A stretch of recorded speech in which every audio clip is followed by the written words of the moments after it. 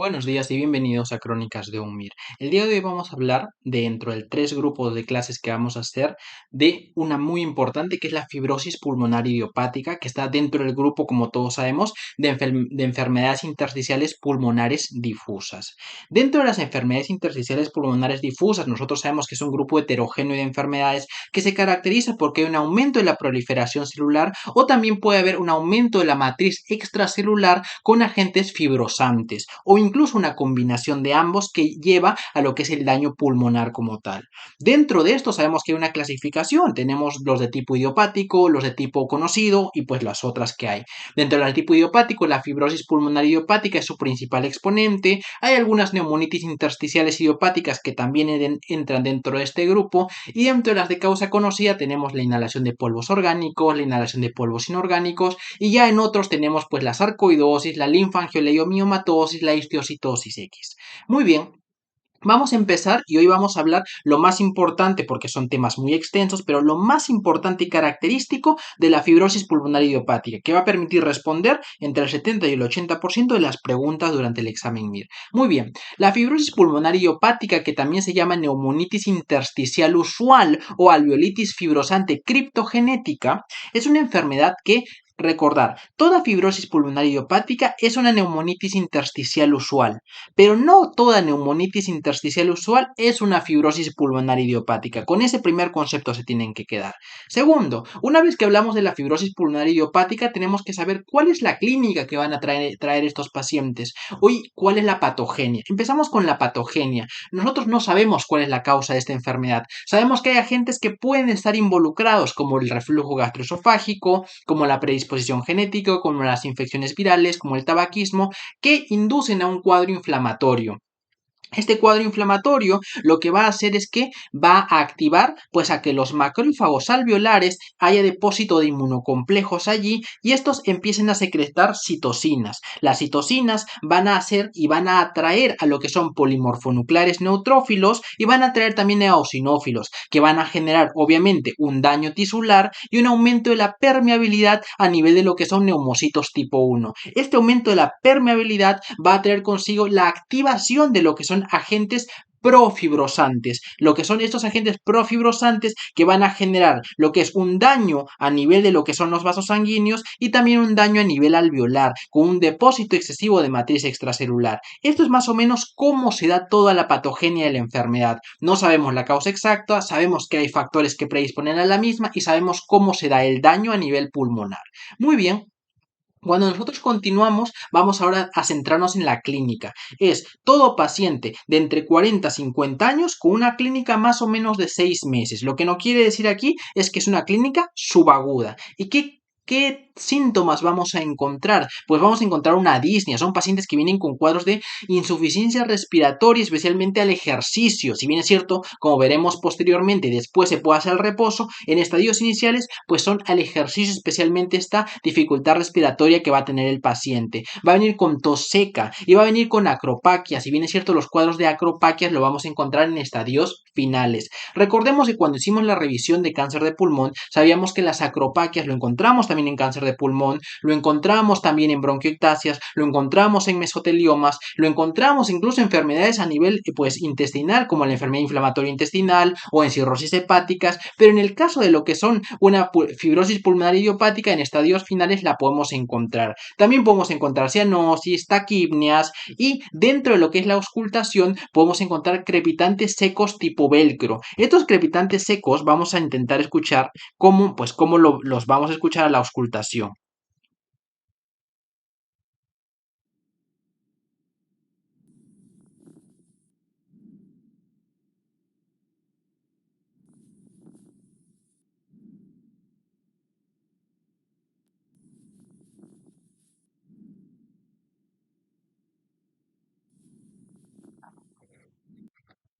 ¿Listo? Pueden subirle un poco más el volumen para que puedan oír claramente cómo se escuchan estos crepitantes, que son casi al final de la inspiración que lo vamos a encontrar. Entonces, esta es más o menos la clínica. Si bien es cierto también que en estadios finales puede complicarse y darme cor pulmonar o insuficiencia cardíaca derecha. Esto es lo característico. Tos, tos seca, disnea, acropaquias en estadios finales, crepitantes secos tipo velcro y pues más o menos una edad entre 40 y 50 años con una evolución de 6 meses. Una vez que sabemos la clínica, ¿cómo se hace el diagnóstico de esta enfermedad? Pues el diagnóstico antes ha evolucionado mucho la concepción de la enfermedad. La radiografía de tórax, que tiene pues un beneficio limitado, antes se creía que en la radiografía de tórax lo primero que nos íbamos a encontrar era un patrón en vidrio deslustrado o vidrio esmerilado y que posteriormente, que este patrón más que todo me decía que había un aumento de lo que es del infiltrado en la zona y que esto me decía que había una alveolitis aguda, que posteriormente esto evolucionaba hacia lo que son un patrón reticular o retículo nodular y que en estadios ya avanzados encontramos lo que es un patrón en panal de abeja.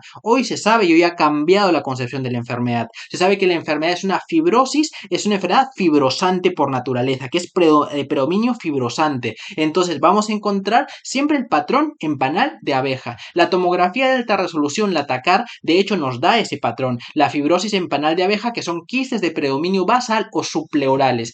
Nosotros recordemos que toda enfermedad pulmonar intersticial se localizan en las bases. Sí es cierto que hay ciertas excepciones, de ahí la mnemotecnia que la veremos en otra clase, fitness, donde veíamos que la fibrosis quística no es en bases, por ejemplo, la histiocytosis X tampoco es en base, la tuberculosis tampoco es en base, lo que es los cuadros de hipersensibilidad crónica, neumonitis por hipersensibilidad crónica tampoco, o los cuadros de sarcoidosis, pues son excepciones a la regla, ¿no? Pero estos sí que son envases a nivel subpleural. Entonces, ¿cuáles son los criterios de alta sospecha de fibrosis pulmonar idiopática en la TACAR? Pues afectación subpleural o afectación basal, patrón reticular, patrón en panal de abeja y que no encontremos, por ejemplo, que no encontremos afectación peribroncovascular, que no encontremos el vidrio esmerilado, que no encontremos consolidación ni micronódulos. Pues esos son criterios de alta sospecha. En lo que son las pruebas funcionales respiratorias mediante la espirometría, pues un patrón restrictivo que es común también a muchas enfermedades intersticiales. Y a nivel de la DLCO, pues hipoxemia con insuficiencia respiratoria. ¿Es importante esto? Sí. ¿Por qué? Porque hemos dicho que son cuadros en los cuales el gradiente alveolo arterial va a estar aumentado durante el ejercicio. ¿Por qué? Porque en estas enfermedades lo que vamos a encontrar es que al inicio hay una alteración de la difusión, por eso hay hipoxemia al ejercicio y después conforme avanza la enfermedad vamos a encontrar pues que hay una alteración a nivel de la ventilación perfusión y por eso se empieza a ver lo que es hipoxemia al reposo. Por eso es que la prueba de gases arteriales como seguimiento es muy importante. El lavado broncoalveolar también no me da el diagnóstico, pero me da ciertas características. Es la instalación de suero fisiológico y la posterior pues el posterior sacar este suero fisiológico y ¿qué vamos a encontrar? Pues células características, la celularidad de polimorfonucleares, eosinófilos, también aumento en la actividad de macrófagos alveolares, pero fundamentalmente polimorfonucleares, neutrófilos, junto con lo que son eosinófilos. El diagnóstico definitivo siempre va a ser la biopsia, es decir, histopatológico, pero si nosotros encontramos una clínica compatible, con exploraciones funcionales compatibles y una TACAR que sea muy sugestiva de una fibrosis pulmonar idiopática, podemos llegar al diagnóstico. Si es que tuviéramos dudas, pues biopsia pulmonar y con eso llegamos. En las imágenes del atacar, por ejemplo, miren acá, el patrón en panal de abeja a nivel de bases. Es importante encontrar eso. Muy bien, una vez que sabemos cómo se da la patogenia, sabemos la clínica con la tos seca, con la que es la disnea, con lo que son los crepitantes velcro, con lo que son la taquipnia y demás en los pacientes, pues pasamos a el tratamiento. ¿Cuál es el tratamiento? Ha evolucionado mucho también. Antes se consideraba que azatriopina más lo que es pues corticoides más lo que es acetilcisteína ayudaban, pero hoy se sabe que tiene mayor toxicidad como tal. Entonces, hoy la base es un tratamiento de soporte con oxígeno suplementario, con vacunas contra la gripe, contra el neumococo, con rehabilitación pulmonar,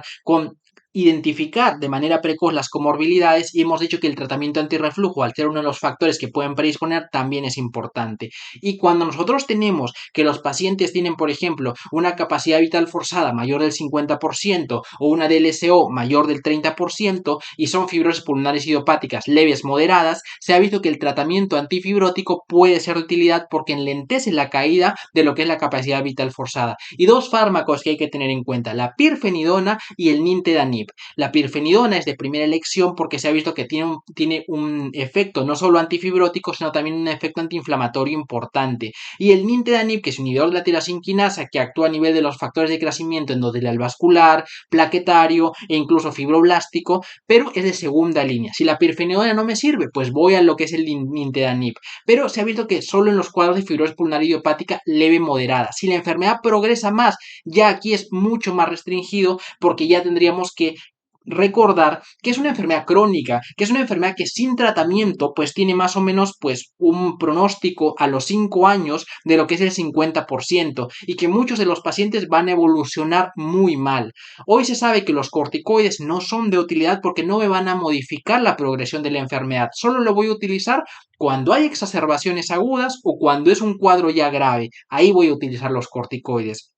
Y el trasplante pulmonar, pues se ha visto que incluir a estos pacientes en la lista de trasplante pulmonar de manera precoz, siempre y cuando no tengan contraindicaciones para el mismo, puede ser beneficioso, ¿no? En comparación de si lo incluimos cuando ya ha habido un deterioro clínico del mismo. Entonces, aquí sí que puede tener un beneficio incluirlos. Entonces, esa es más que todo la base del tratamiento. El tratamiento de soporte, el tratamiento antifibrótico si es una FPI leve moderada, el corticoide solo en exacerbaciones y en casos graves y el trasplante pulmonar de manera precoz para evitar pues que el paciente se deteriore mucho más. Entonces, dentro de lo que es clínica, patogenia, diagnóstico y tratamiento, pues sabemos lo esencial de lo que es la fibrosis pulmonar idiopática. Pero les haya sido de utilidad y hasta la próxima.